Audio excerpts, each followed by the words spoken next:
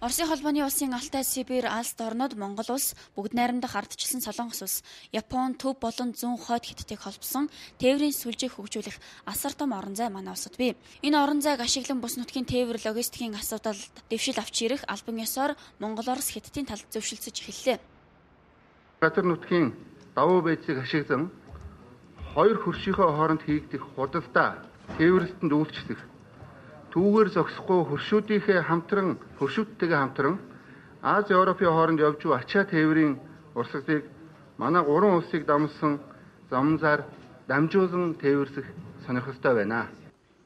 Газар зүүн байршлан ашиглан Евро-Азийн тээвэр бараа эргэлтээс манай улс жилдээ 10-аас 100 сая тонн ачаа тээвэрлэх боломжтой. Энэ орчинг бүрдүүлэхийн тулд Хятад, Орос хоёр хөрштөөгөө төмөр замаар холбогдож бүс нутгийн тээврийн бүтцийг байгуулах шаардлагатай байгаамаа.